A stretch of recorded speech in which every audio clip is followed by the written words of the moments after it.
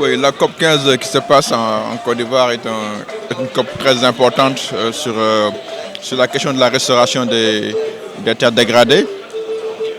C'est aussi un nouveau agenda sur la réhabilitation des écosystèmes africains qui sont fortement touchés par la dégradation des terres dans un contexte de pauvreté accrue, mais aussi dans un contexte de sécurité pour la plupart des pays.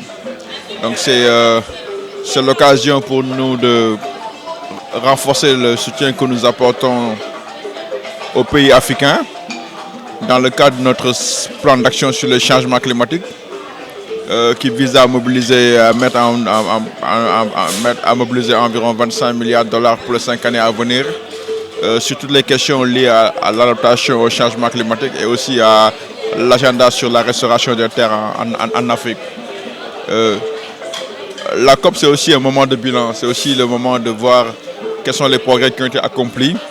Nous savons que ces dernières années, tous les pays africains sont embarqués dans la définition de cibles sur la neutralité en matière de dégradation des terres, sur la sécheresse, sur l'amélioration des conditions sécuritaires et nutritionnelles aussi en Afrique. Donc c'est un agenda de développement extrêmement important que nous appuyons aussi bien au niveau national en travaillant avec les pays africains, mais que nous appuyons aussi au niveau régional en travaillant avec les organisations régionales, mais aussi sur les grandes initiatives comme la Grande Muraille Verte pour le Sahel et sur la Corne de l'Afrique que la Banque appuie.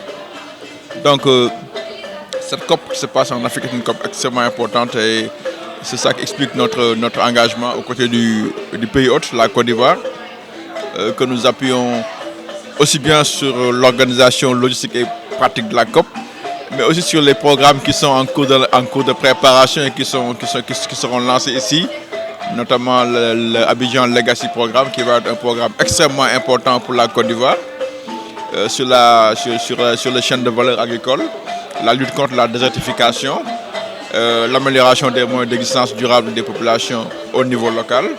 Et nous avons un certain nombre de projets dans le domaine de l'agriculture climatique intelligente, dans l'amélioration des systèmes de production, dans les agropoles, dans les emplois verts qui seront mis à contribution pour accompagner la Côte d'Ivoire dans la mise en œuvre de ce programme. Évidemment, ce programme va aussi être un modèle qui pourra être répliqué dans les autres pays de la sous-région, qui sont notamment les pays qui sont touchés par la désertification. Donc c'est un programme pilote, c'est un programme phare.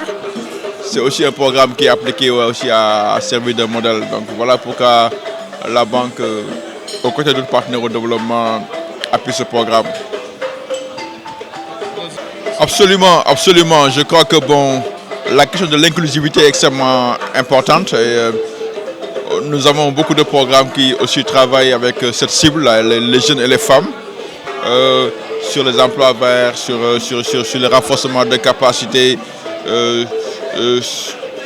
mettre en place les cadres habilitants pour que les jeunes puissent être non seulement formés, capacités comme on dit, mais aussi pouvoir avoir des lignes de financement destinées à ces cibles-là.